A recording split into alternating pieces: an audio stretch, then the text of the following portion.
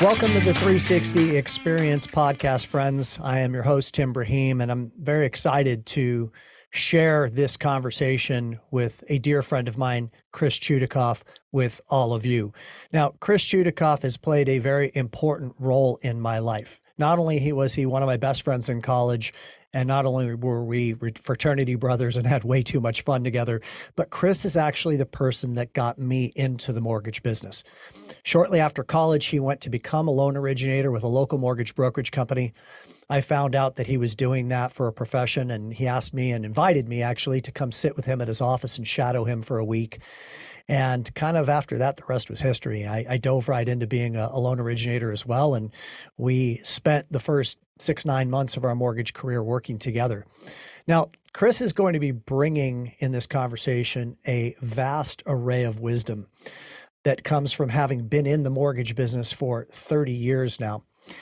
He's presently a loan originator. He's gotten back to doing that and focusing on that, which I think makes his perspective very cool. Over the last 5 years or so, he's been focused on originating loans. But he also has held a wide variety of other positions within the business over the last 30 years. He's been an owner of his own mortgage brokerage company. He's been a sales manager. He's been the senior vice president of business development for a couple of national mortgage companies that were of prominence. And then, of course, he's back to doing loans for a living, which is where he started his career. He's doing it successfully in this important transition market of 2023, and he's going to bring some really cool perspectives to you on how he networks, how he manages his client database, and how he creates alternative referral sources from a wide variety of different other business professionals through his networking practices. He is a father, he is a husband, and he is a great friend to many. And I'm really excited for you to get to know Chris Chudacoff today. Before we get to the conversation, I want to remind you of a couple of bits of house cleaning items, if you will. Number one, at the conclusion of this show, there will be the post-conversation coaching from me, which is about 15 to 20 minutes where I'm unpacking some of the details that took place in that conversation and giving you some directive coaching around it. In the show notes to this episode is the link for you to get access to all of the post-coaching conversations that have come after every podcast that we've done so far. So definitely go to that link and we will send you access and unlock all of that coaching for you to have access to, which is great value. And then finally, please subscribe to the show. And please let anybody else that you know that you find the show to be valuable to, ask them to subscribe as well. The more subscribers we have, the better the guests I'm going to be able to have conversations with, which is just going to make things that much more better for everyone. And without further ado, my conversation with Chris Chudacoff. What would it be like to spend an entire year with 3 coaches, including myself, and 11 top producing originators from around the country, to go on an 8-day business and life planning retreat in Costa Rica, and to spend 4 days at my home in Southern California with a lot of coaching in between? The Leadership 360 Signature Program, our hallmark program that we've been doing for 10 years now, is now accepting applications for Group 11. We only take 12 people a year. This is the only private one-on-one coaching that I do at this point. Go to www.leadership360now.com or go to the show notes and click on the link and apply, and we'll get together. We'll set up an interview, and we'll start to have a conversation. Now, back to the show. What is happening? What's up, TV? Well, I don't even know where to begin with you, man. Like, I want to laugh with you. I want to cry with you. I want to thank you. Let's just start there. Like, I mean, wow, man. Like, when I look back on my life and I look back on the important people that I've met along this journey, of 56 years, that's been crazy. You're way up high on the list of the most important people I've ever met. I mean, we've had so many fun times together that I could just anchor into, and that would make you an important person. But then when you add to the equation that you got me into the mortgage business and you gifted me the opportunity to shadow you, and you helped me so much in being able to like figure it out at the beginning when I needed a mentor. I mean, you were my mentor. Like I was thinking about this. I was telling my wife about this the other day. I was like, wow, like I'm going to be having a conversation on a podcast with my mentor. And I really want to say thank you for getting me into the business and for all that I've achieved as a result of you. So let's start there. Yeah, man. First of all, I'm honored more so for our friendship and our time together than that accolade that you have been so kind to bestow upon me. Full transparency. My wife of 30 years. When I was telling her about the podcast, she's like, "Any regrets about business with Tim?" And I said, "Well, of course. Like, I got Tim into the business. He friggin' took off like a rocket ship. He was studying every night. He was preparing. He was doing all this stuff. I wasn't as proactive and aggressive. I'm like, then he goes and stakes his claim somewhere else, asks me to come with him. I'm like, no, I got a good gig. I'm fine. Then he goes and opens his own mortgage company, sells his own mortgage company, starts a software company, which, by the way, to this day is still the greatest loan originator toolbox ever. And the only thing I say to her is, I have a little bit of regret, not really, but a little bit of, gosh, I wonder what would have happened if I would have followed along with Tim from the invitations he gave me. And the only reason why I don't find anything sad about that is, in the immortal words of the great theologian Robin Williams in Good Will Hunting, I went after the girl. And being married to my wife, for 30 years, Yeah. and truly she likes me most of the time. What I think I may have given up in potentially working with you, spending more time with you, having the financial successes you've had, I went after the girl. So no regrets. But man, listen, the accolades are yours. I just opened a door. You walked into it and you went, full steam ahead. Yeah. Let me thank you again. Thank you for your humility. I want to just quickly anchor back to the first thing I said is like, we could do a whole show on just you and I telling stories about some of the crazy shit we got into over the years, man, that still this day were some of the funnest times of my life. And I will tell you that your old friend, Rich Katz, is dying to listen to this episode. When I told him that I was going to have you on the show, he was like, "Oh my God, I cannot wait to listen." So let's rock and roll. Thank you for being in the 360 experience, brother. Let's just, I'm sure we will weave into funny stories and stuff like that along the way, which I'd love to do. But yet at the same time, I think we should talk some business here right out of the gate and give everybody a little bit of a background on, I mean, you've been in the business for how long? Like, go 100,000 feet and to kind of take us through the progression real quick.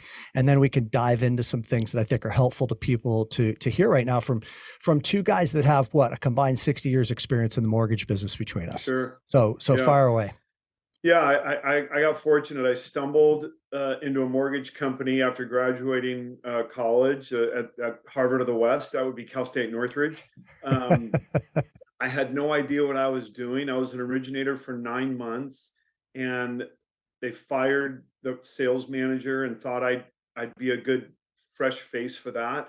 That really got me into the, how do I help others get better? I didn't mind sacrificing myself, but how do I help others get better? I just started my 30th year in the business.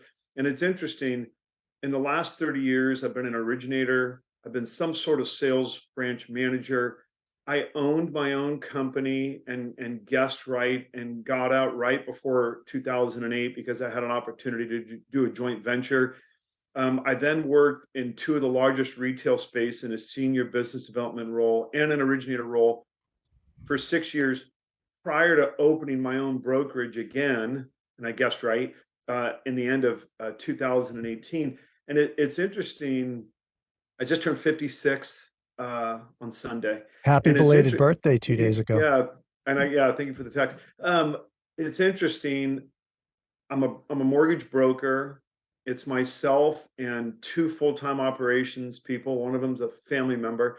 I was telling my wife the other day, I've never been happier in 30 years because in all the successes and failures along the way, what it took me almost 52 years to realize is I love helping clients.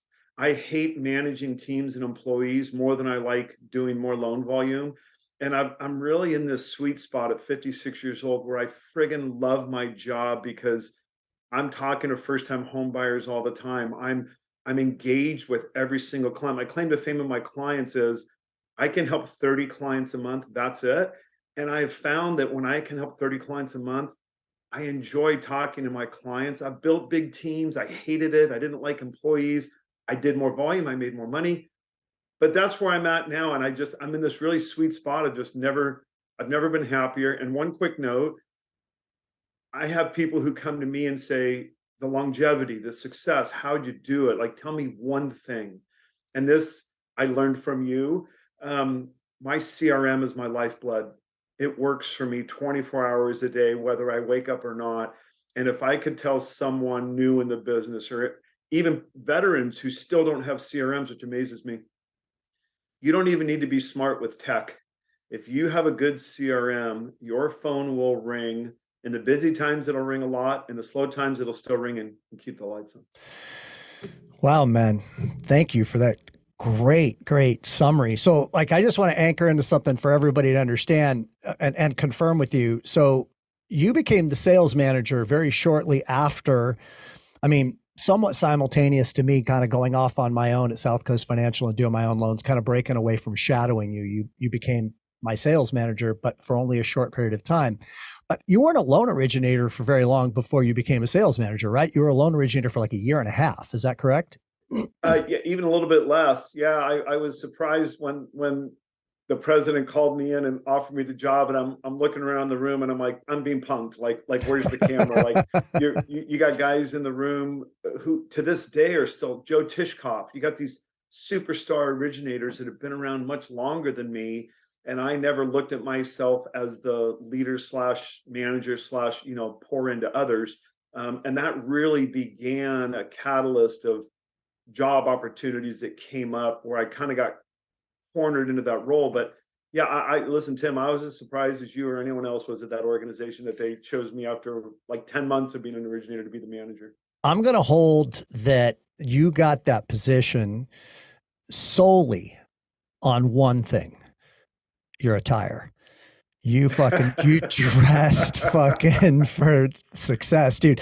So let's go in the rears. Let's just divulge a little story here to everyone about Sure. when you used to work at Bullock's, right? Yeah. Best dressed guy in the student union in college every day. Z Cavaricci's for those of you that go back that far. Okay. Right, and right. a lot of nice slacks and shoes. But the secret to your dating success, correct me if I'm wrong, was that you would put on a great outfit, you go out on the date, and then the next day you go back and you'd return it and get your money back. Is that a fact? Talk to us about it. 100% fact. I mean, any starving, poor college kid who finds the hot chick. And a quick side story, my wife and I were looking at old pictures like a year ago, and she saw the picture of you and I at Penn State on the Nittany Lions with our shirts off, and I had more hair. And she said, well, who's this guy? And I'm like, of course, that's Tim. She's like, no, who's the thin guy with more hair? And she was, of course, referencing me. And so I didn't have the best looks. I had a great personality, and I figured I just needed to dress the part. So I'd put on a nice pair of pants or shoes or a suit from Bullock's. I'd put the tag underneath and hide it. I'd go out on the date. I'd return the next day, and everything was fine. Such an amazing story. I tell that story to Trey about a couple of years ago, I guess it was. And he thought it was a great story too. Okay. So you said something so incredibly important that I don't want to skip over. 30 clients a month. I want to uncover a little bit more about that. Say more. I have some thoughts right out of the chutes, but I just want to understand, like, what's your thought about that entire decision to have 30 clients a month, no less or no more, excuse me. Yeah. I mean, I didn't have that number when I started in 2018. I had myself and a processor and an assistant, and I knew going back to full-time originating, I wasn't going to come out of the gates and do 100 million. It was, even as a business development guy at Guaranteed Rate for 6 years, I would do 30, 40 million a year while running, this big region. So I knew I wouldn't hit a home run out of the gate. And candidly, it happened in 2019. I started growing my business, just being more intentional about business development, networking, and attacking my database instead of just letting the automation work. And in about the middle of 2019, I started doing more than 30 loans a month. And I realized I had to do one of two things. I either had to add more bodies to grow more, or I had to be miserable and work more. And I didn't want to work any more than that. And as you know, I'm deeply ingrained in two philanthropic organizations. I'm a grandfather. I've got some families and friends that struggle with addiction. So addiction's rampant in my family. And I just told myself I'm either adding team members to exceed the 30, or I'm going to work more. And I didn't like either of those options. So I realized for me to work about 50 hours a week, maybe 55 if I need to, I'm able to handle 30 clients and still get 5-star customer service ratings and still get referrals. And so it was a couple months of doing a little bit more than 30 loans where I kind of realized that. And candidly, Tim, it forced me to decide who I wanted to do business with, which is a great first world problem. I didn't have to work with every realtor that hunted me down on a Saturday that didn't respect my boundaries. I didn't have to work with the great referral partner that had a client that had a $190,000 manufactured loan that wasn't in my wheelhouse. And I feel like I became better with my clients when I limited the amount of time exposure I was willing to put into it, because I didn't want to sacrifice the rest of my life. There's a million things to comment on there, man. I mean, that's like on so many levels. It's such great business wisdom. It's such great life wisdom. It's such a self-honoring choice in so many ways. I mean, it's a great marketing angle if you want to use it. So like, I don't know, like, do you ever even play with putting that out there that, I only work with, 30 families a month or anything like that? Or does that sound like too big of a number to you? Because to me, when you put that limit in there, obviously I want to take a look at like what that does for you on a psychological level, because I think that's really important. But from a marketing perspective, have you ever used it that way? It's interesting. Nothing public, if you will, as far as whether it's I do a lot of video, whether it's a video on a social media post or something like that. The two areas, and I just closed a loan yesterday. I had a 7-minute exit call with my client. I do those myself, and I get a lot of comments because I ask people, "Why did you choose me? What did I do well? What can I do better?" One of the recurring themes I get when I do that exit interview is they tell me, "I appreciated that I was one of a certain amount of clients that you're willing to invest time in, and that you didn't pass me off to someone on your team after we hung up at the application." And I can talk about my flow and what my processor and assistant do. So that's the first thing. I tell every new client engagement, this is how many clients I can take a month, and let me tell you why. The second part is when it has come to some new sources, I'm a little bit different. I'm not so like ingrained with only realtors. Realtors only make up about 18% of my business. Almost 52% of my business is either a past client or past client referral. Over 30% of my business is referral partners that are not real estate agents, CPAs, financial planners, fiduciaries, estate planning attorneys, all of those other networking partners. It's great when I get one that wants to work with me because I maybe did a good job and they're the listing agent. I can say, "Oh my gosh, I'm so sorry. I'm not taking on any new real estate agent partners at this time because of these relationships and the amount of business that I can execute at this level." I've actually had 2 realtors in my local market call me each year and ask me if I'm able to take on a new real estate agent. Now, I also have a way to go and look at their production and see if they're worth my time or not. So that's what I've done to at least kind of send that message out, whether it's my clients or whether the real estate community.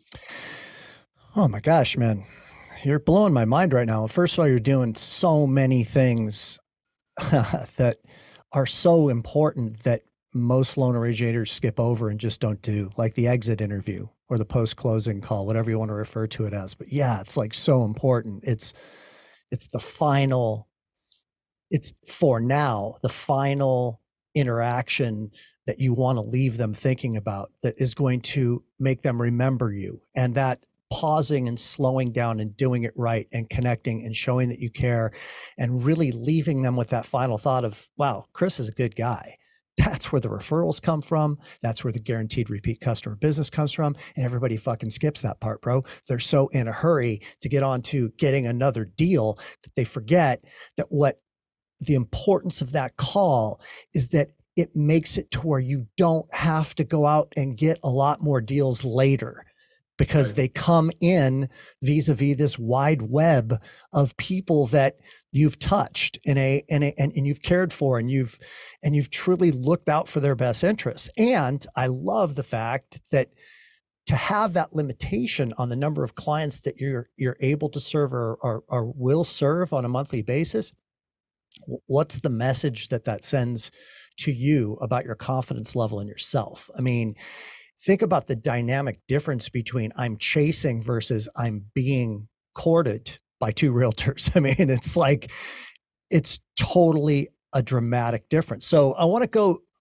a lot of places, but I want you to talk a little bit more about your I want to get to your database for sure.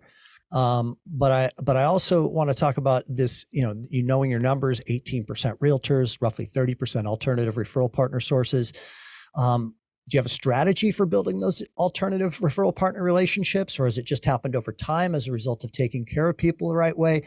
How has that evolved? And go into some detail on that, please. Yeah, there's really two ways. And again, I love that I start out this conversation with you calling me a mentor. I'm that guy that opened up a door for a human, and I learned more from you in Loan Toolbox than you could have ever learned from me in the short time that we got to work together. If I'm interviewing someone, call it a new CPA, I tell them, I ask my clients 7 questions before we start that have nothing to do with a loan. I want to know if they can rate their CPA, rate their financial planner, why don't they have a living trust? And so to bring that full circle, prior to about 6 years ago, I send a letter to every CPA after closing with I do an introduction letter and a copy of the client's customer survey. Anytime, the first thing to look at is originator. If you know what you're doing, the first thing you do is you pull a property profile on a refinance and find out if they're in a living, I don't pull it, my assistant does, if they're in a living trust or not, because you win either way. You either get an introduction to the trust attorney, or you get to refer them out. So I've been doing that for years to build that alternative, because I'm going to say this carefully. I hope you don't have any great realtors on your audience. I work with about 14 real estate agents in Orange County and LA. I do not like most real estate agents. And by focusing more on these alternative referral sources, for instance, I'm going to tell you right now, 2 of my closest friends in the business, like 25-year guys, haven't originated a loan in 6 months. Now, I'm not closing the volume I did in the last couple of years. Who is? But I'm still averaging 8 or 9 closings a month. And almost all of it's coming from my alternative partners. For instance, I do a lot of business with a fiduciary who sends me transactions that no other lender can do. That client is not rate sensitive.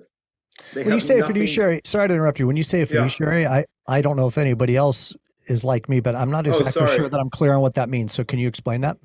Yeah, so a fiduciary is an attorney. Very few of them do it because there's a lot of risk. A fiduciary is someone where, for instance, let's say before my father passed away, he wanted someone else to manage my trust that wasn't the siblings.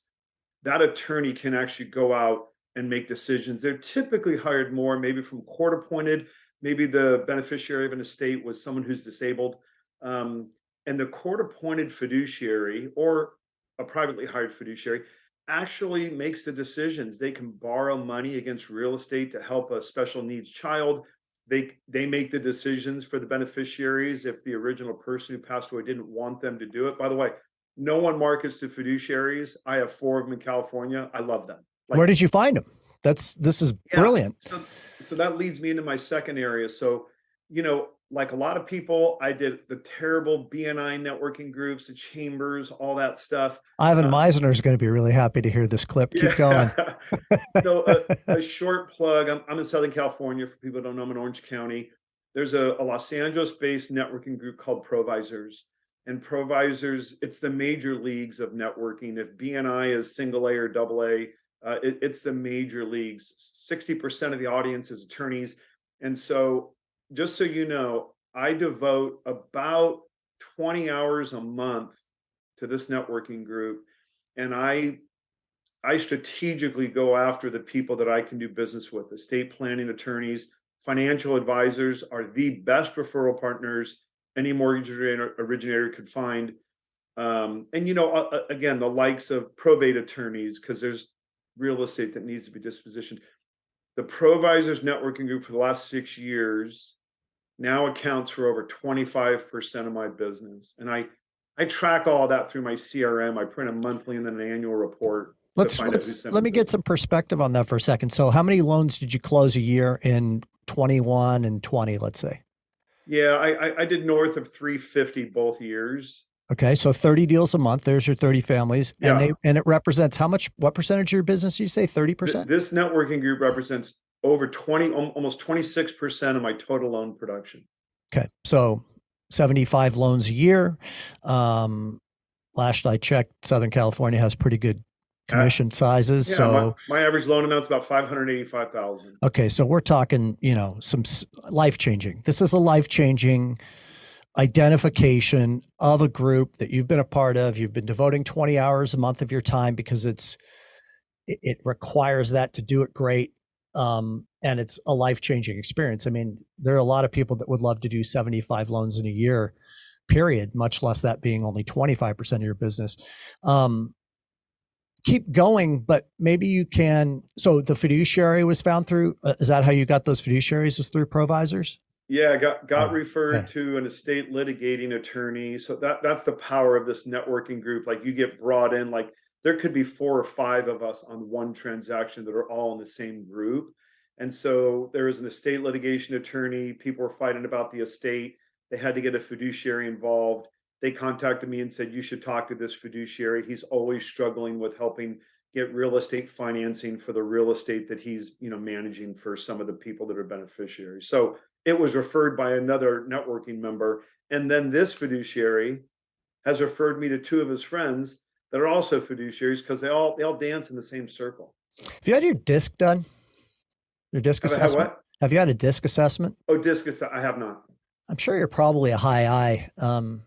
I mean, just from how well I know you or knew you for most of your life, and then what you're engaging in, because it's networking is, requires some extrovertedness. I don't know if you heard the conversation with Barry Habib and I in January in the show. I did. It was a great one. Yeah, thank you. He did a wonderful job. And when we talked about networking, I thought he added a ton of value just in some of the art forms of it. I also think that it's really fascinating that well, I think it's very important, not fascinating, that you're really tracking your numbers. Because, I mean, I think that if you're not tracking your numbers, those types of things, like I remember the first time I ran some numbers on my CPA and CFP/stockbroker referrals and life insurance agent, Todd Gindy was a great referrer to me.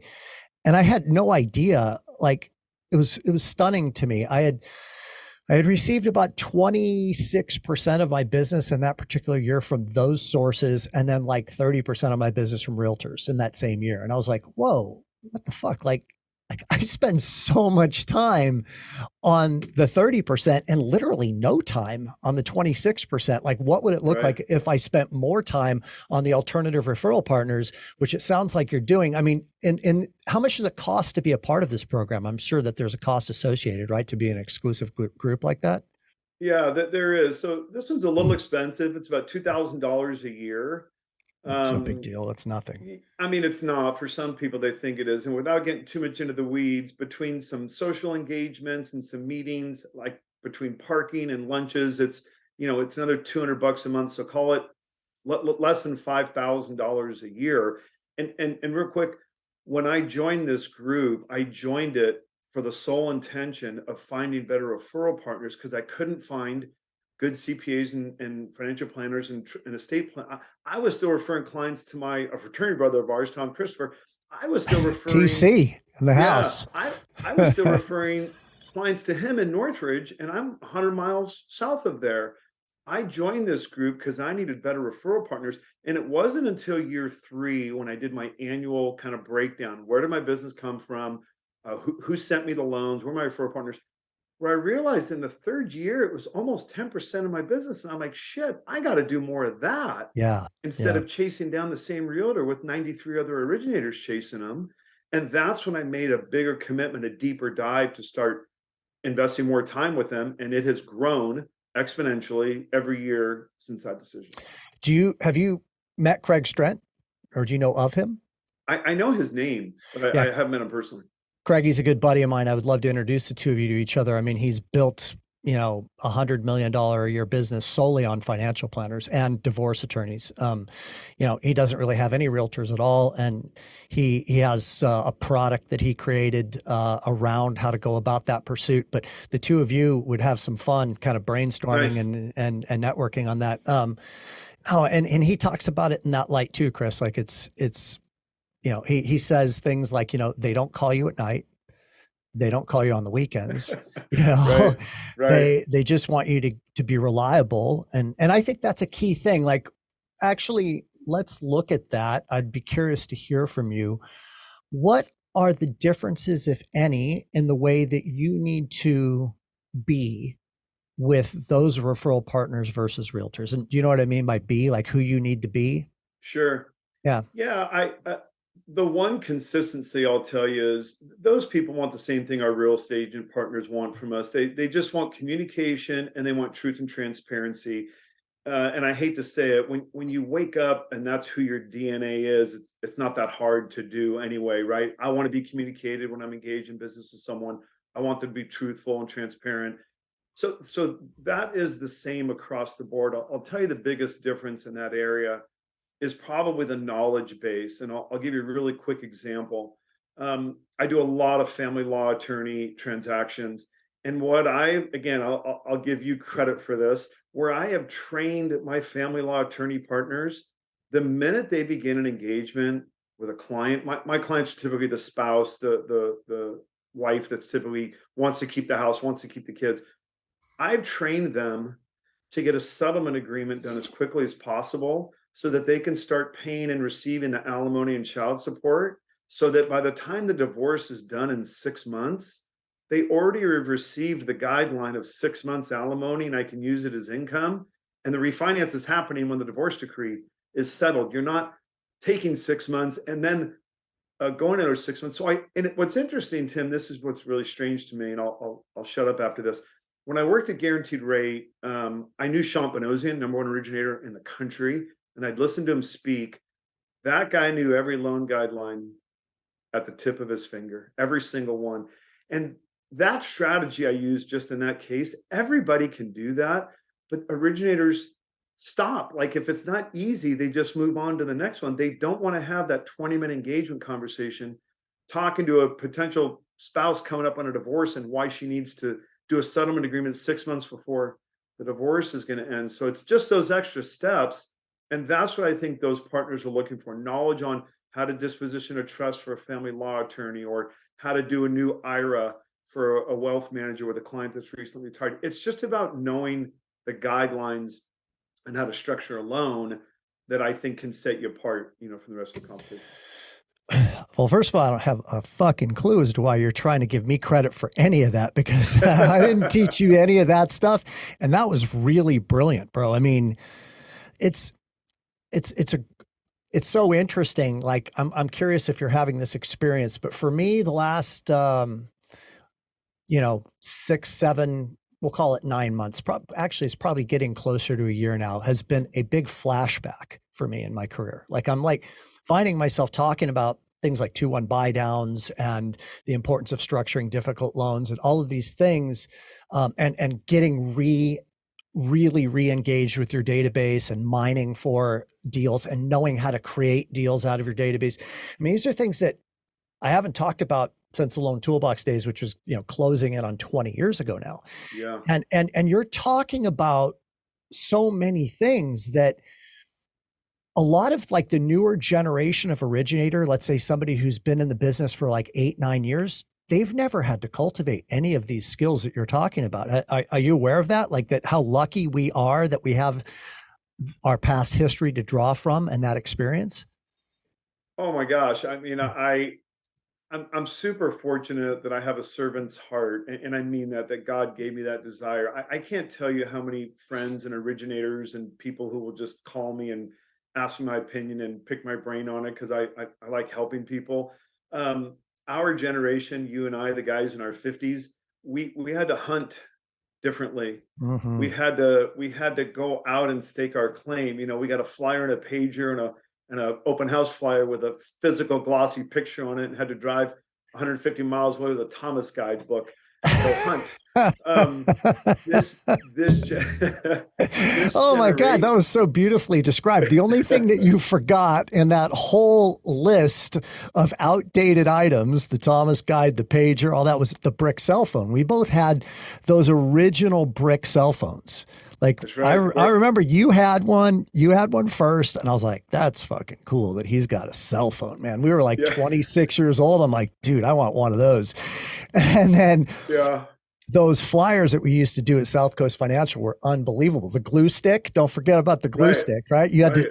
we would go out just so everybody can be tapped into this sidebar conversation. We would offer full on RESPA violation, by the way. We would offer to the True story. agents. Yeah, we would offer to the agents that if you would like a photo brochure done on your listing, we do photo brochures for you. We do 50 of them for you for free. That's the RESPA violation.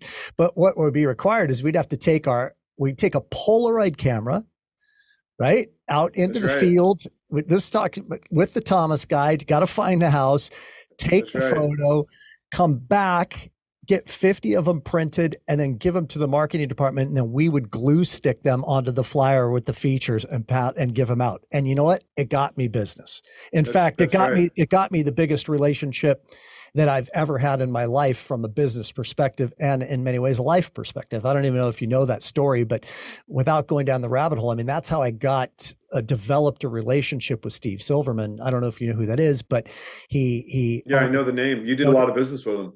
well, not just did I do a lot of business, he owned a portion of First Rate Financial at the beginning. He helped me finance that. Then he owned 4% of Loan Toolbox, and he's been my attorney for 30 plus years, and he's like a very dear friend still to this day. And so it's like that came from doing a photo brochure, and I got connected to his bookkeeper, whose husband was the realtor that I did the brochures for, and Yeah. then all of a sudden it turned into that, right? Like, so okay, so totally got off on a tangent there, but the underlying message there is yes. I mean, if you would want to continue with more, but because I hijacked you, but like, yeah, it's like all these things that we had to do to hunt to figure out. It's like there's that figuring it out piece. You know what I mean? It's like when it comes too easy to you, like it has been over the last several years, you don't have the resourcefulness to figure out how to create deals. And how important is that right now for you? Like, are you doing that right now a lot? Yeah, I am, and I'll tell you, it's interesting. And Tim knows my wife. My wife is my best friend. We share a lot. She spent 28 years in the mortgage business, so we're able to kind of have those conversations. You know, I'll tell you what's different about me. If I just talk about what are we on March 7th, 2023, half of my friends are just they don't have a purpose. Like they're just stuck, and they probably need some more psychological coaching from you and your leadership 360 team than just how to go get another loan. But I'll give you an example. Like I was talking to a newer originator a couple weeks ago, and he's like, "What do you do all day?" And I was able to kind of carve out, you know, I'm not working 60 hours a week right now for a couple of reasons. I enjoy this time of our industry when it's a little slower because it allows me to pour into some other things that I'm super duper passionate about. But I'm still giving my mortgage practice at least 40 to 45 hours a week. And so I've got my transactions, and that takes the time that it takes. But like, I'll give you an example. Right now, I have to hunt, and I don't want to just sit back and watch, you know, Netflix and eat bonbons on a Wednesday at 1 o'clock. So me specifically, I make it a point to have 3 coffee appointments or 3 lunch appointments every week with someone I want to meet, whether I'm going to do business with them or not. It gives me an opportunity to add more people into my sphere. Now, typically, I'm going after someone who I can bring business to, who can reciprocate back.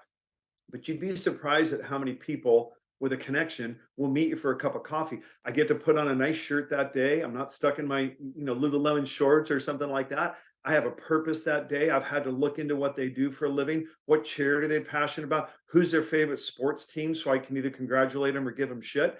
But I'm super intentional right now about engaging with as many people as I can for two reasons. It gives me a purpose to go every day, and it will inherently generate business for me, usually sooner than later.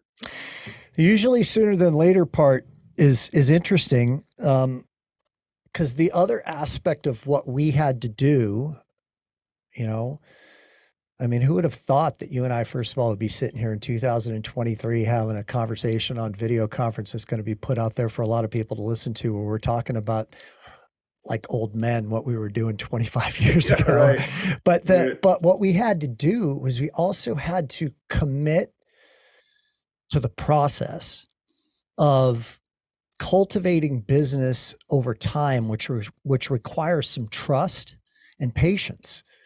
Like we had to be patient. Like how many, it's not a matter of like, can I get this person after 2 appointments? So sometimes it's like 2 years, sometimes it's a year. But the commitment to the consistency to earn the trust and to be in the right place at the right time with these relationships, as you're doing right now with 3 a week, giving you purpose, but also exercising, that like, it's not a matter of if, it's just a matter of when the relationship is ready to take shape. Like I think that's so important, because again, that complacency that has been cultivated over the last 7 or 8 years with people just getting immediate gratification, because that's the problem with refis, is that they just give you immediate gratification. When you go on these appointments with these various different types of people, do you have an objective? And other than, of course, doing your homework in advance, which I thought was really awesome, and knowing a little bit about them and giving them some shit about their favorite sports team and those types of things. But is there any other strategy or objective or formula that you have for when you meet with them? Yeah, man, it's a great question. I've been fortunate enough in this provisor group where, long story short, in provisors, your name is your currency. So the format of the meeting is 30 people having lunch, talk about life topics, and then you kind of go around the room and someone says, "Oh, Chris Chudacoff, thank you for the referral for that client that needed a living trust. Chris is a mortgage broker, blah, blah, blah, blah, blah." So your name is your currency. When I go meet with someone new, the first thing I want to do, and I tell them, is I want to find out how to send you some business. I see on your LinkedIn profile that you're a financial planner and you're super passionate about women that are going through the divorce process. So I try and do 2 things at our initial meeting. I want to try and share with them what I do for a living, why I ask my clients 6 or 7 questions before I take their loan application, why I could be a great resource to refer them business, and who can I connect them to. For instance, I've got this one financial planner, I use that specifically. She is passionate about women going through divorce. So I asked her, I said, "Jackie, I got to get you in touch with my friend Sanaz. She's a family law attorney. She does not like the people who want to fight. She only wants the people that want to make it amicable. And she deals with high net worth individuals." So immediately I've come to Jackie. I haven't asked her for anything. I've tried to say, this is how I want to bring you some value. Oh my gosh, you've got to connect with this person. They will be a home run relationship for you. I'll make the connection for you. And then the question always comes up, "Chris, tell me how I can help you. What kind of clients are you looking for? Like, do you only do purchases or refinances? What do you know about family law? Or what do you know about financial planning? Or, oh, I've got this great software on Mortgage Coach. I can show your client how to invest," all the tips that we know. But just having a conversation over a cup of coffee where my lead in isn't, "I want a loan from you." It's, "I think we have some ability to help each other. I can get you some business. Let's talk about that." So How big is Dave Savage smiling right now? You dropped Mortgage Coach in there. I'm telling you, when I use Mortgage Coach every day, I will not present to a client without it. I get rave reviews. Every client says it's the most detailed thing they've ever seen. The only thing I make every client laugh. I say a lot of the same things over 30 years. And I tell my clients, listen, I didn't build this software. I wish I did. I just, I pay him $1,500 a year to use it. And I get to say hi to Dave at some of the mastermind events and stuff like that. But I've been using that tool, for almost Yeah. 22 years now. It's a single-handed greatest presentation software I've ever seen. Here, here. Used it from the inception of it until I stopped doing loans. You're just being a conduit, man. Like it's so interesting to me because like I don't have the same personality as you in that regard. Although I think that so my I and my disc profile, which is kind of the extrovert, the social and socially engaged part of one's self, used to be super suppressed. And it over the years I've worked on bringing it out a lot more. And it's definitely my disc has changed a lot and my I is a lot higher. But I'm still not at the level of comfort with it as you, but like what you're doing is not that hard. And when you think about like how much easier it makes your life to just be the introducer, the conduit, the introducer of people, that's not that hard to do. It requires you taking a little bit of interest in what their needs are and consistently doing that with everyone. And then you're just a matchmaker essentially. And you're helping them, which feels good. And then they want to go right to, Dr. Robert Cialdini's law of reciprocity and reciprocate. You don't even need to ask them. So now you're starting the relationship off on an entirely different dynamic than the one where you're the pursuer and trying to convince them to say yes to you, because then you're always indebted to them. You're always like having to essentially continue to reprove yourself versus this scenario where it starts off on an even playing field. I mean, I love it. Steve Grossman, who's a good friend of mine and another person that you would love talking to. I mean, he is outstanding in this capacity that you're sharing. So, okay. So you're on the appointment, you're looking to connect. And is that basically it? Just looking to understand what they need, help them and connect them. And that's it. The rest takes care of itself, or is there more?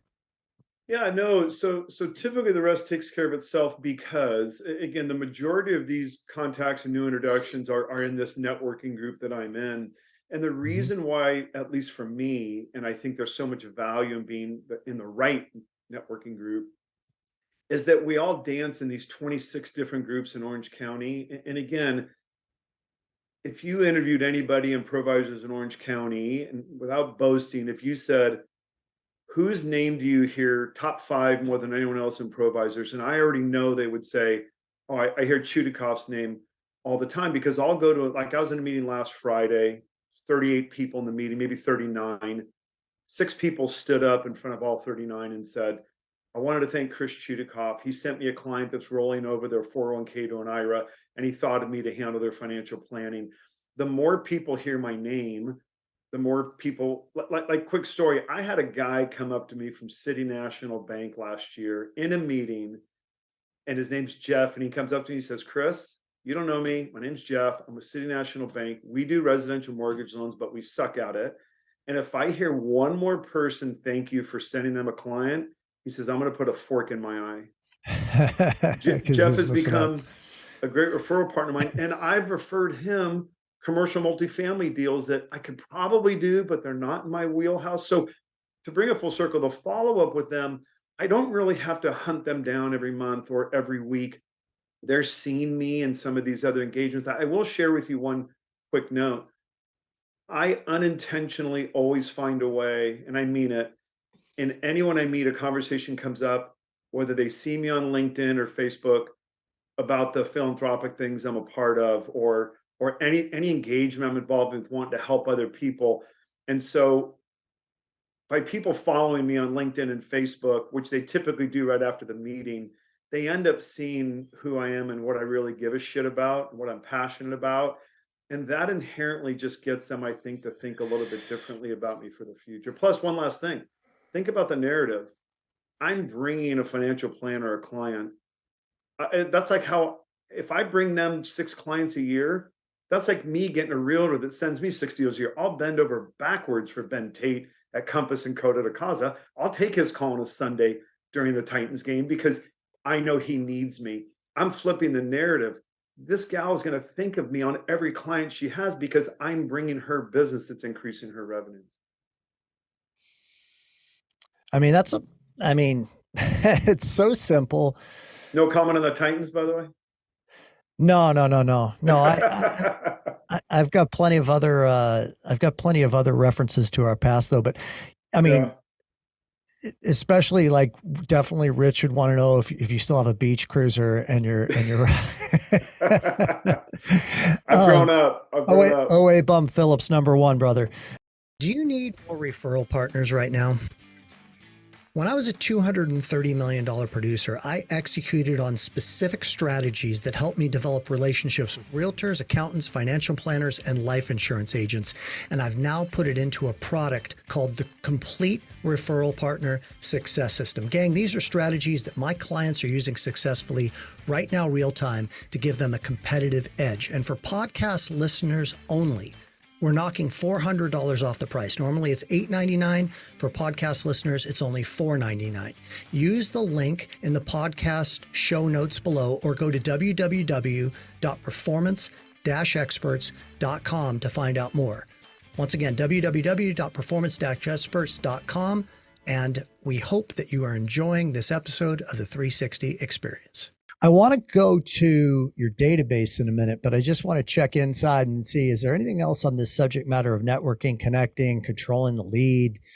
I mean, obviously there's also, I know I keep circling back to this, man, but like, I just know who I was as an originator when I was the pursuer and who I became as an originator when I was the pursued.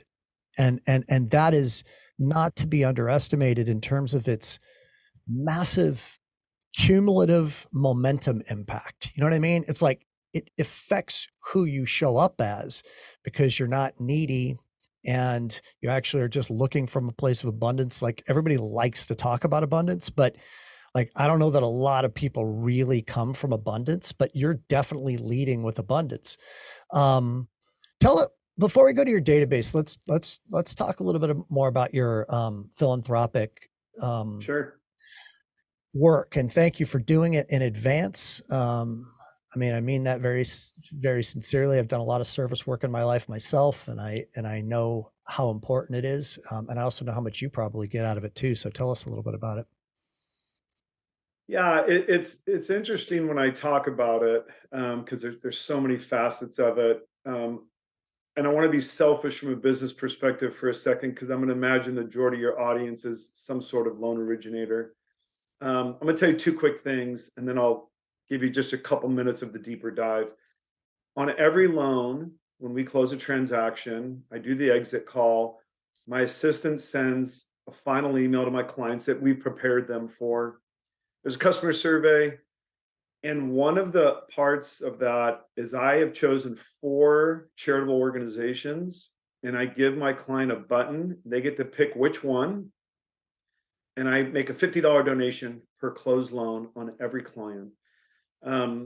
I did that for the sole purpose of engaging other humans in that type of area. I don't care which one they pick. I don't care which one I'm more passionate about than they. I get their engagement. Quick success story. I did that for a client. I'm super involved. The Orange County Rescue Mission. I can give you details another time, but I had a client choose them. I had done a fundraising event a year later. That client made a $2,000 donation to that. I didn't ask him for the donation. I just engaged them with an opportunity where I paid $50. They got to see where I'm sending my money. And one other quick selfish side note, I'm part of another group called the Barnabas Group that is an organization that helps pour into small charitable organizations, not giving them money, but just needing who can help me with social media, who can help me be a part-time CFO and some of those things. I love giving back that organization. Through that organization, I met a financial planner with a small independent firm in Newport Beach that manages about $4 billion in assets.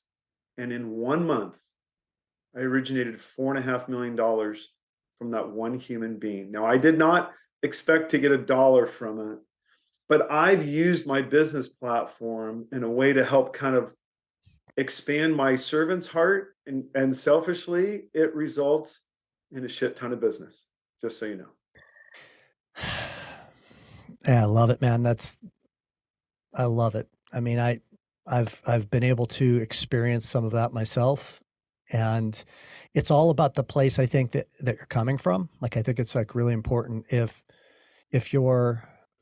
our egos are so tricky and can trick us into thinking that we're giving when we're really giving with an agenda that is then kind of skipping over the heart-centeredness, of the experience of really feeling the energy of giving and the connection with the people that you're giving to.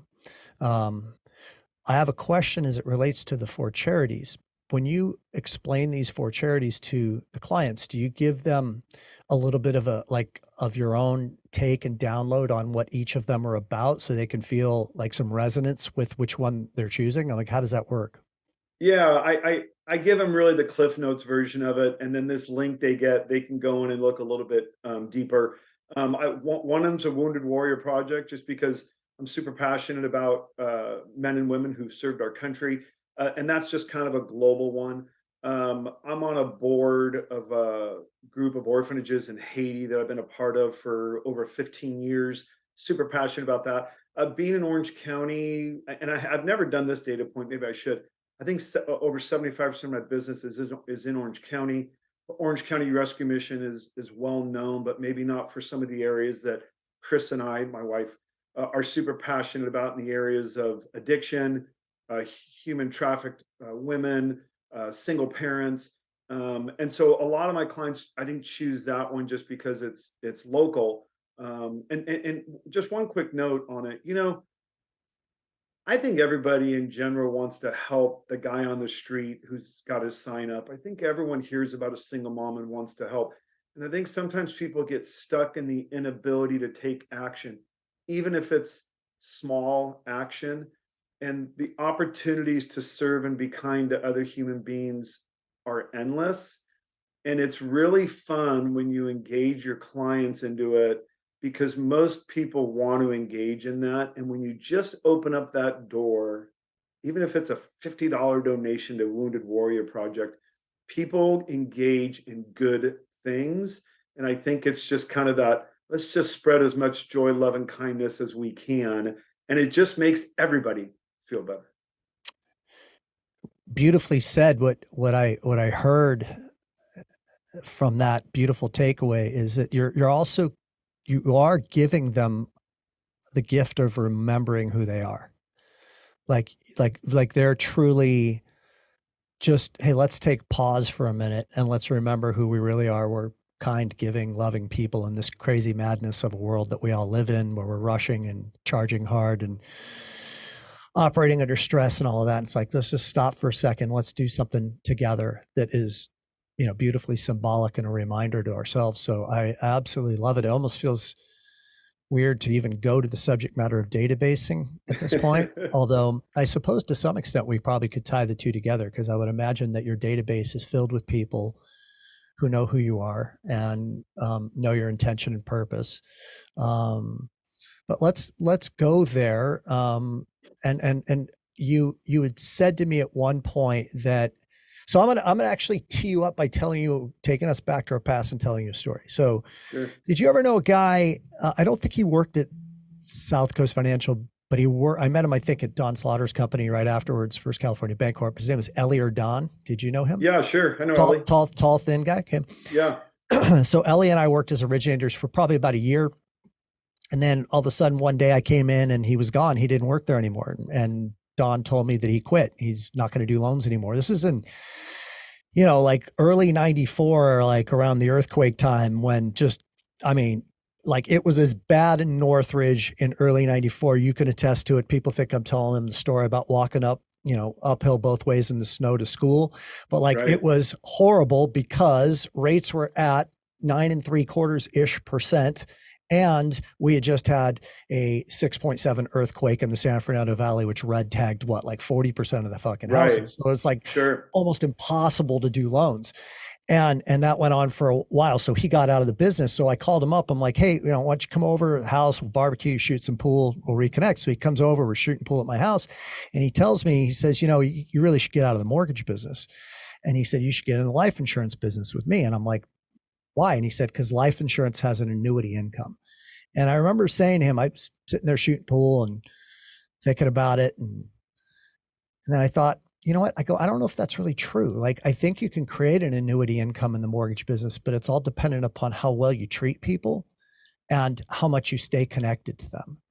And I know that you believe that to be true as well, and that you believe that an annuity income does exist within the mortgage business. And it probably has a lot to do with your database, I would imagine. So let's tee it up and go there. Yeah, and again, I love that you don't want me to say something nice about you. I really started it based on some of your original coaching and teaching. You were forward thinking. I hadn't got there yet. The first challenge with most originators in a database is they think it's too big of a task to even start, and they don't realize that they're so good these days that you can set up an automation from your closed loan LOS. If you don't do one thing, it will be an annuity for you. But I've helped some very good friends of mine actually set up their database. I use Be in Touch. There's a lot of good ones out there. I've let some people take all my templates that I built in there, just because I'm like, listen, dummy, just here it is. Like just make it work. I'll tell you how I use my database, and most of it is a calendar. My good friend Andrew Sauce, who I think that Yeah, I remember talking to him. made this great comment like 3 or 4 years ago about CRMs. He's like, email blasts are kind of like what a fax machine is, right? It's everything's moved to text and videos, we know. But a lot of my clients, don't want to keep getting the same shit over and over and over and over and over again. So where I'm a little bit specific in how do I utilize my CRM, like hopefully what can I give one of your users, one user today, one takeaway. Let me tell you one thing I do with my CRM that most people don't do, and this is really prevalent right now. We're selling more ARMs on jumbo loans than we are fixed. So I have a flag in my CRM that if it's a 7-1 ARM, let's say, 6 years and 6 months to the day, I will do a follow-up call, a refinance quote, and prepare them for the next 6 months, because everyone else is going to hit them 60 days prior to that rate expiring. I have a purpose every week of ARM clients I'm going to call. A good CRM, like my particular CRM, Be in Touch, every Monday I get a report. It cross-pollinates the current rates with my clients' rates and tells me when I wake up on Monday who could benefit from refinancing. Now you could imagine in 19, 20, and 21, Monday was my favorite day of the week. Yeah. Because I'd wake up and see, there's $65,000 in gross commissions coming in the next, 30 days. Yep. The other last thing I'll tell you, there's so many things a CRM can do. I'll tell you my favorite feature in this market about my CRM. I've got a client, they're pre-approved, and we probably have more pre-approved buyers than we do actual people in escrow, because it's so hard still with inventory. Every Friday, I get to do a short video on my phone. I put it into my CRM. I click 2 buttons. I think right now I've got like 21 pre-approved. No, that's not true. Yeah, 21 pre-approved buyers. I'll click 2 buttons and they get a text from me at 3:00 every Friday. Hey, it's Chris.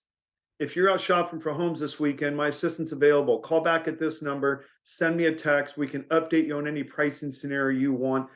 I always get 2 or 3 replies within 30 seconds and say, I've got this listing. My agents have me look at it. It's an open house on Saturday. Can you update my numbers for me? And so I can go in and pick every guy that's a USC fan. I hope there's no USC fans on the call. I'm not anti-USC. I'm not one of them. So, and there's only 2 of us on this fucking call. So that would leave none. Go ahead. Yeah, but I'll go in and you taught me this from Act software, but I'll go in if SC does something great. And sometimes if SC does something stupid, and I'll go in and I'll do a quick text to 9 people that are SC fans. And I'll say, I can't believe they made that buzzer beater. Have a great week.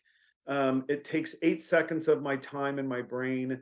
And so there's so many other things we talk about. You could make 10 videos on CRMs, but those are the things that I do to try and utilize the information I've gathered from my clients, right? Like Gordon Gecko says, it's about the information, it's about the data. It has nothing to do with market trades and speculation. It's about having information and knowing how to use it. Yes, that's so exciting to me. All the things that you just said, because I couldn't do those things when I was an originator, but I totally love how you have continued to evolve in your database management. It's these, I used to say this in the Loan Toolbox days. I think we should replace it and just call it relationship management, not database management. Because that's really Agreed. True definition. I'm just managing relationships, which means what? Which means staying connected to them in ways that are meaningful to them, ways that can be helpful and valuable to them.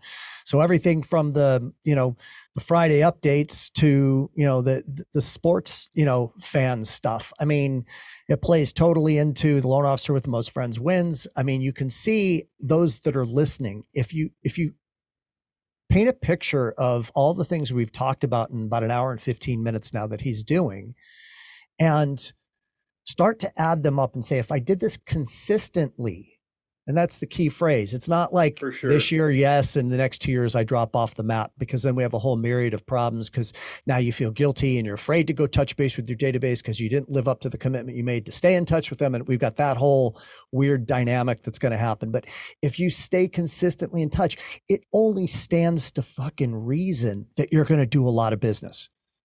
You just will. It doesn't take a genius to figure out, if I did these things on a consistent basis, what would my career look like 5 years from now? Well, it would look way better for sure, because you would have that many more people out there that want to give back to you, that you've stayed in touch with, that you made a personal connection with, you added value to, that you connected them to their heart and donating to the charity. I mean, my goodness, it's a no-brainer. And that's why you're still doing, roughly 10 deals a month. You said right now, even when people are like dead slow, right? And it's just coming from your database. Is that where you're getting a lot of your business and your referral partners? I mean, I haven't measured this, but I mean, 100% of every loan virtually is either a past client referral, or a referral from someone else. I don't do lead gen. I stay in the area that I know I'm going to have success in. And sometimes it's a maturation process, right? It may not happen as fast as we want to. One quick thing on CRMs, and you're so right. Consistency in anything, right? If I want to get healthier, I have to consistently avoid bagels. I have to consistently be on my Peloton bike. If I want to be better in my craft, whatever you do for a living, consistency. I'll tell you the one thing I've tried to coach my friends on CRMs. Everyone gets so afraid because it just seems so big. And it's kind of that elephant thing, right? How do you eat elephant one bite at a time? Mm-hmm, mm-hmm. I told my friend Craig, I'm like, Craig, only do a Friday video once a month for 6 months in your calendar on Friday. Put every Friday at 3:00, send pre-qual text or video, and only do that, and don't do anything else for 6 months. And then I checked in with him in 6 months. I'm like, how'd it go? He's like, I did it. I'm like, perfect. What's the second thing we can do to help you do in your database? Pick one thing. For him, he couldn't take on 6 new things. And I think he's like a year and a half in, and he's doing a couple things, and he's seen a little bit of, I think he's got like 2 or 3 pre-approvals. But if he gets one text reply at 3:05 on a Friday, his eyes are going to light up. His chest is going to come up a little bit. He's going to have a different feel about his potential successes that are coming, because he can smell a little victory. Yeah, building momentum. That's brilliant coaching on your part to him, because if the mountain is too big of one to climb, we tend to abort and return back to base camp, right? So it's like, right, if we could just go up, 100 yards by doing one thing and another 100 yards by doing another thing, before we know it, we start to build the momentum and confidence in ourselves, and we get a little small victory. We see that this is working. How frequently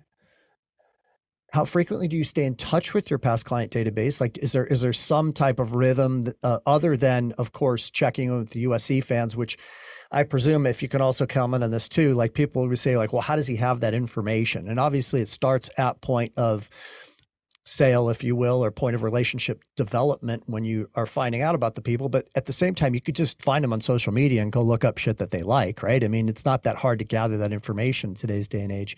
So how frequently do you touch base? How did you gather the data? How much money do you spend marketing your Yeah. database, et cetera? Yeah.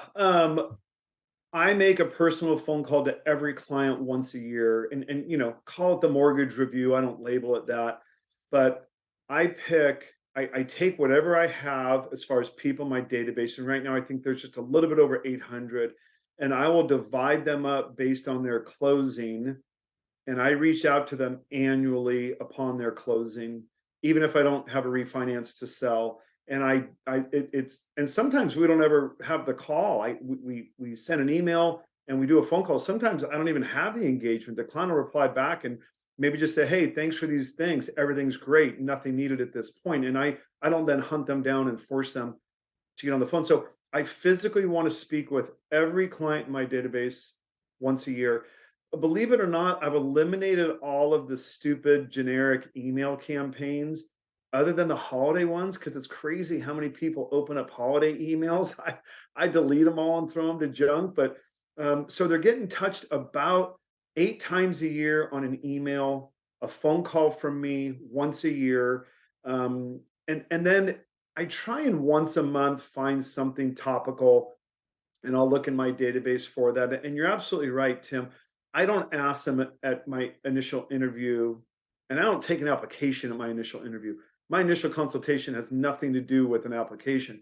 I used to ask them questions about that. Now, the minute I hang up with a client, they're already in my CRM. I go right to, I really focus on LinkedIn and Facebook. I'm 56. Most of my people my age are on LinkedIn and Facebook. And I immediately go there. I do this.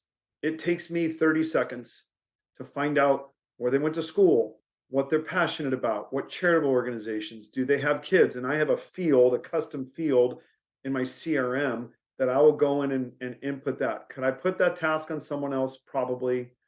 But I have a short memory problem.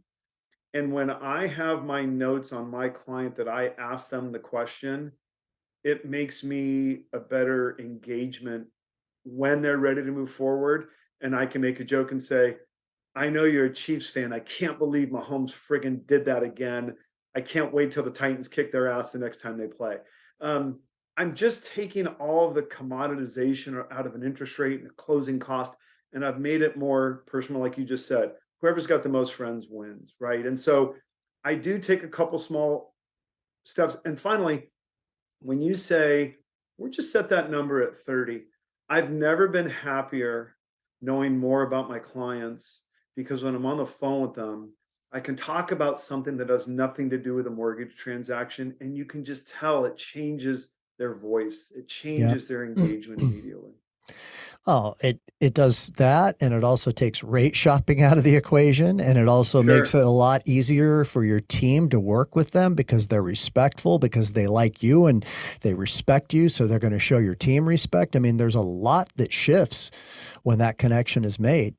And real quick, sorry, I didn't answer this. A good CRM is between 1,800 to $3,000 a year. I spend almost $3,000 a year on it so that my assistant can go in and do the things that assistants should be doing. But they all have mobile apps. You can do whatever you want. You can pull up your contacts. You can pull up the realtor on the transaction. You can do I love calling realtors, even though the milestone automatically sends them a text and an email. If I'm in my car and I get an alert, I love going into the CRM on my phone, clicking a button, calling the listing agent and say, "Hey, great news. I know contingency removals tomorrow. You can do it today. We've got loan approval and full appraisal." So it just allows you to be a little more intentional. What are the common denominators of top originators in the mortgage business? They're well scripted. They have a system for marketing themselves that generates leads. They manage an effective database, and they have strong referral partner relationships. The other common denominator of many great originators is that they have a business and life plan, a roadmap, a guide for them to achieve success, and they have an ally, a coach, who assists them in the successful implementation of that plan. Performance Experts Performance Accelerator private one-on-one 1-year coaching program is now accepting applications. This is my company, and these are my certified coaches that specialize in the mortgage business. Go to www.mortgagecoachingnow.com and click on Get a Coach, or go to the show notes and click on the link that's provided in this episode. Now let's get back to the show. Keep going back to the Titans. So I feel like I need to ask you a question about them. So if the Titans did beat the Chiefs in the AFC Championship game to go to the Super Bowl, would you celebrate in the same exact way that you did when you found out from Dave Steiber that we won the Dean's Award? That's my question. I would be able to celebrate other than the display of private parts that would not play well on social media, my philanthropic organizations, or my 30-year marriage. Correct. Yes. All the way around in today's day and age, that would have been a very dangerous response. Okay. So you back to the databasing stuff. So I had an idea. I'm just kind of wanted to run it by you. So like when I heard you say they're not looking at a lot of the emails that you send out in these normal campaigns, so you shut those down. You only touch base with them during the holidays because for whatever reason, people really gravitate towards holiday stuff, which you don't. Are you sending that email to both the person you talk to and their spouse? Are you collecting both email addresses and nurturing both of them in the database? Absolutely. And you know, I'm tired of prefacing how to be politically correct. I speak truth out of love and kindness. The majority of my clients are a husband and a wife. The majority of the communication is the husband. I love it when the wife gets on the phone with an engagement, especially like a first-time home buyer. I 100% include them. And candidly, in my experience, women are way better referral partners for Chris Chudacoff's business than men. They're more intentional. They give a shit differently. They're always thinking about how to help a friend. And it's not, as men, we're just programmed and wired a little bit differently. You come to my house and say, I got a flat tire, like I'll go fix the flat with you. But you come to my house, my wife will say, I noticed that your left tire is a little bit low. You should really look at that and have it checked. That's just the differences, I feel like, of the way some men and women operate. But I will tell you this, if something big happens in the market, maybe it's a rate hike, maybe it's a housing report, I will do a text to my database, and I don't count this, but I only probably do it 2 or 3 times a year. I will consistently get a return reply from the spouse versus the primary borrower. So I get their information on the LOS. Why not go after both of them? So I'm going to look at this through a slightly different lens to very much validate what you're saying. So when you think about from a personality profile perspective, a personality assessment, I'm going to refer to DISC again. So the person that you're going to normally most often be working with that's the borrower is the high D or the high C. The D is the dominant personality, the type A personality, the person who, kind of is an entrepreneur, runs their own company, is the strong personality in the relationship, man or woman. Okay. And then the high C is somebody who's detail oriented. So somebody who's a numbers cruncher, analytical type personality. Okay. So the other two main personality types are an I, which is a super social, engaging, interactive person. And then the S, which is the very nurturing, steady, moves kind of slow person. Typically, not always, of course, but typically it's either the high D or the high C in the relationship that you're talking to. They're the one who reaches out to you because they're taking the initiative and obtaining financing for their family. But the best referrers are the I's and S's. And we forget about them because we never naturally have dialogue with them. And yet at least 50%, and I would be willing to bet it's probably more, of the potentiality of referrals and connections from this married couple is missed, not even tapped into. So that's why I asked you that question. And I'm super, I feel like you're really making me feel good in this conversation because there's a lot of things that you're doing that I've been saying for a long time to people. And especially recently, it's kind of interesting. Like some of my own psychology comes into it and I'll be like, wait a minute, like, am I just old now? And like the shit that I'm telling them that they should be doing isn't really work anymore. And, like, so, but I know in my heart it does. Like, I know that it actually might even work more now than ever before, because there's not a lot of people that have this in their tool belt, this type of stuff, this networking and their very intentional database management strategies, et cetera. So you're making me feel like I know what I'm talking about. So thank you for that. What are you working on personally in your life right now as a human? Like what's your focus away from business? Yeah, it's a great question. Quick side story. So I'm a Christian. Those are the religious faith and beliefs that I follow. I respect whatever religion people want to follow or none. Years ago, I thought I was supposed to be in ministry, and I would tell my two, what I call my mentors, I'm going to go into ministry. I'm going to go to Haiti. I'm going to do orphanages. This is what I'm going to do. I'm going to pour into people. I'm going to educate. That's what I'm going to do. And both of them laughed. And after a while, I finally said, why are you laughing at me? I want to go serve widows and homeless. Why are you laughing? And they said, Chris, that's not your talent. We all have, right, our talents in various areas. You clearly have decided that the recognition of your talent is to help others. You did that with Loan Toolbox, right? You said, I'm going to help others. You were fortunate enough to monetize it as well.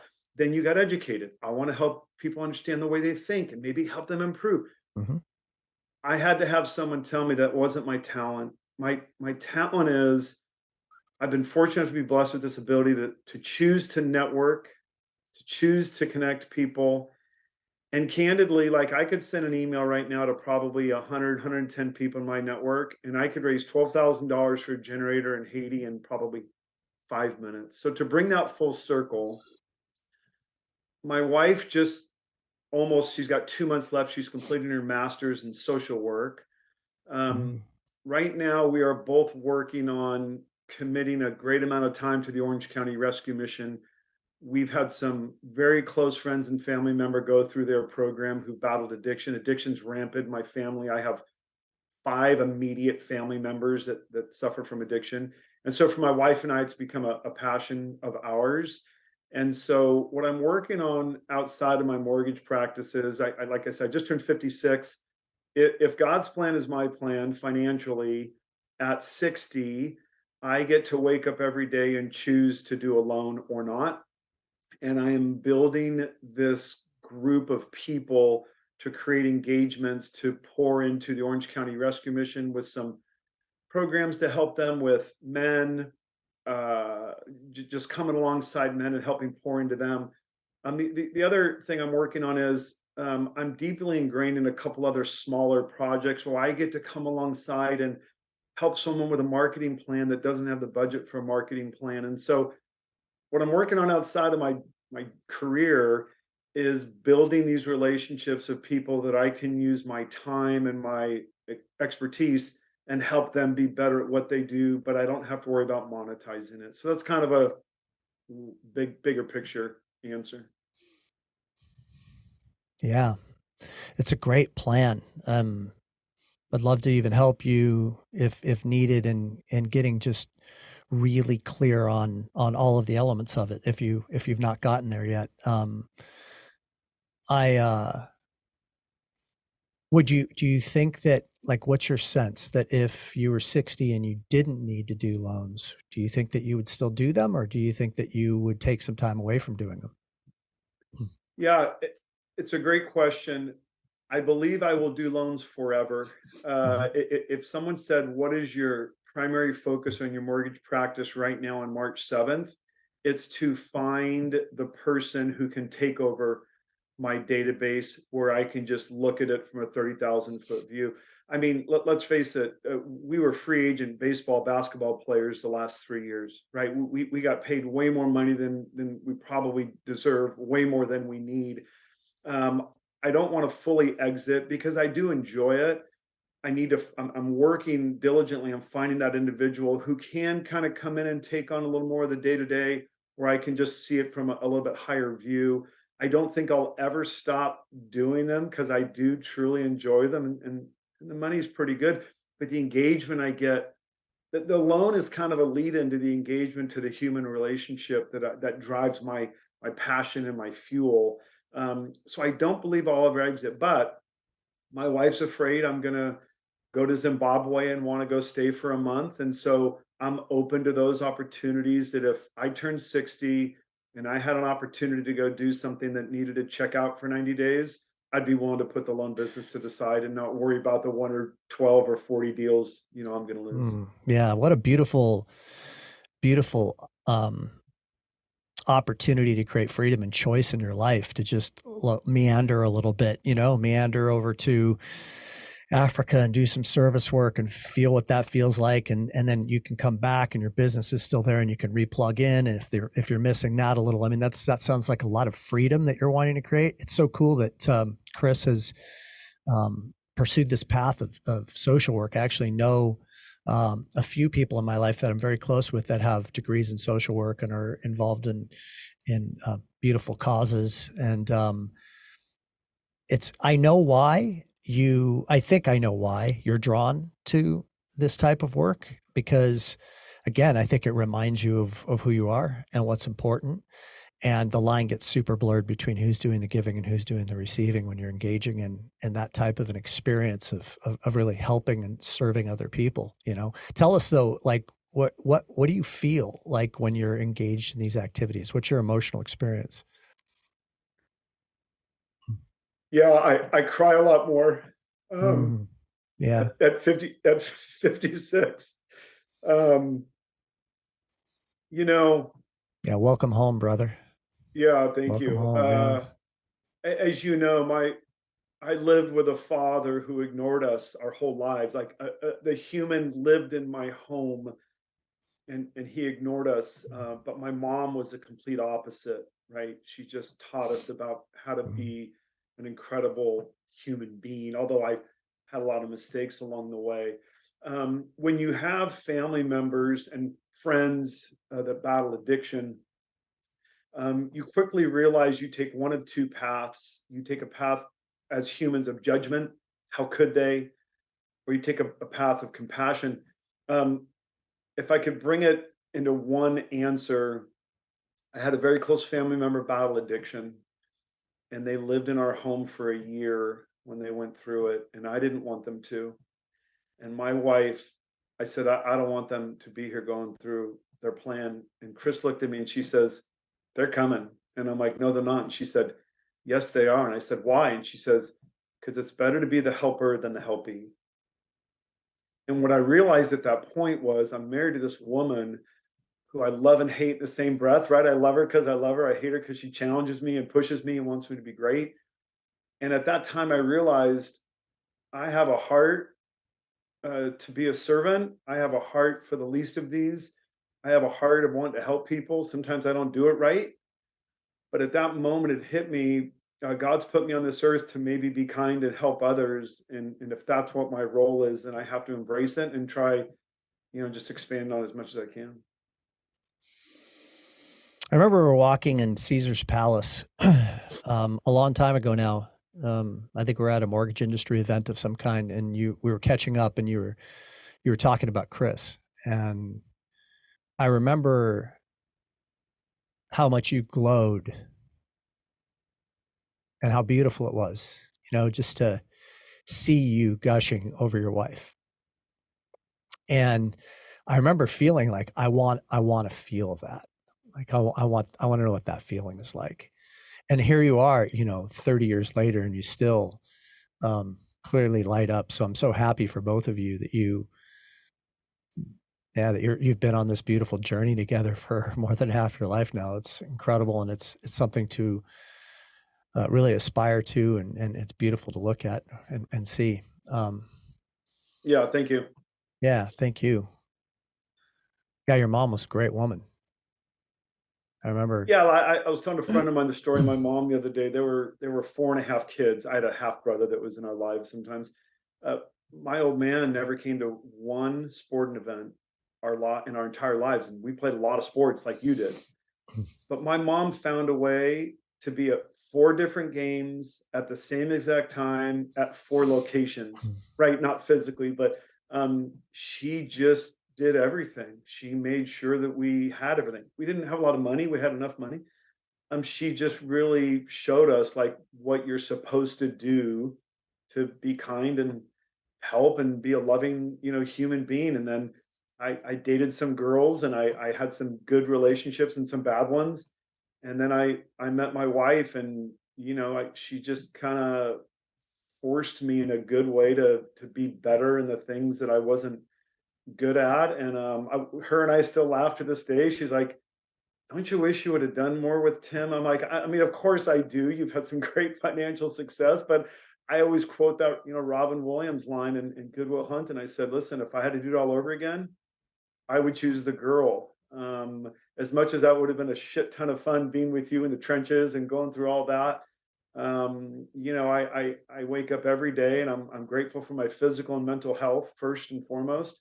And I'm grateful that I've got this, woman in my life that for the most part, she likes me most of the time. And we see eye to eye on almost everything. And I'm very, very fortunate and I'm aware that it's taken a lot of hard work and we've done marriage counseling like a lot of marriages have. But I'm super grateful for it for sure. Yeah, you mentioned you had a lot of you went through some girlfriends and stuff. I remember that one time you used to drive a Corolla, right? Toyota Corolla, wasn't that?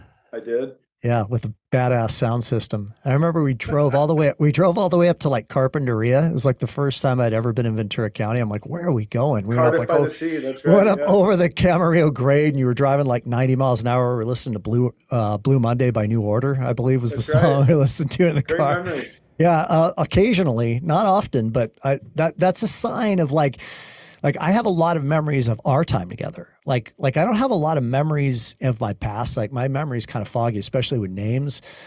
But there seem to be a lot of clear memories for me, like in Boston. Like I have some very strong memories of that experience together, and Yes, in we both do. and in Pittsburgh, and I mean Yeah. we could go on and on. But let's conclude by going a little bit more philosophical.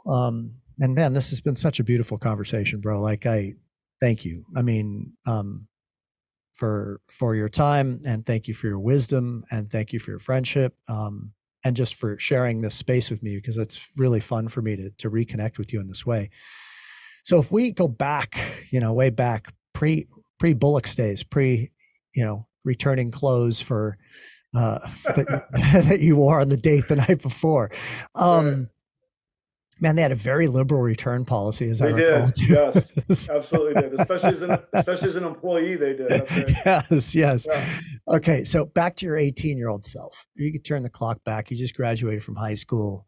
You're going into college, and you're talking to that young man, that 18-year-old man, as Chris Chudacoff, the 56-year-old and few days man that you are right now. What what advice would you give the 18-year-old version of yourself?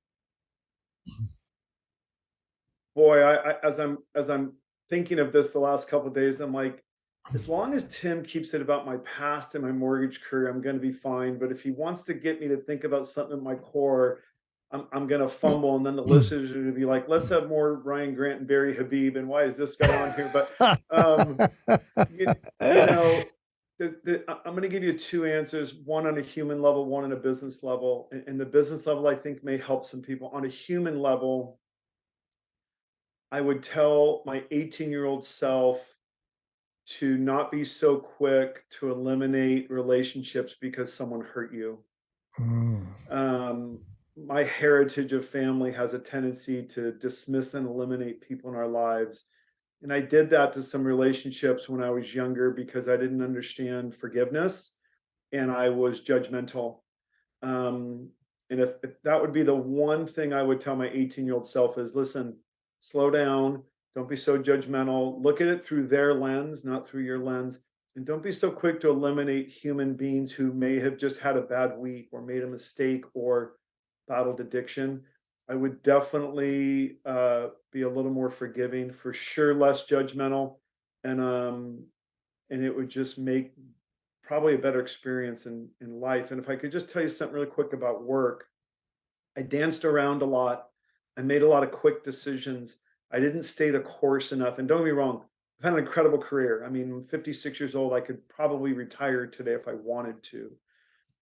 I danced around a lot because at the first sign of trouble, I thought, well, there's something better out there. If I had one do-over in the mortgage business, I would have believed in myself more to stay as an originator instead of taking the safe route out of being a branch manager or business development. I would have stayed the course when times were difficult and worked through difficult times instead of moving companies, because I moved a lot. And a small regret. I mean, it's made me who I am today, so it's not really regret. But that's what I would tell my 18-year-old self. Chris Chudacoff, thank you, man.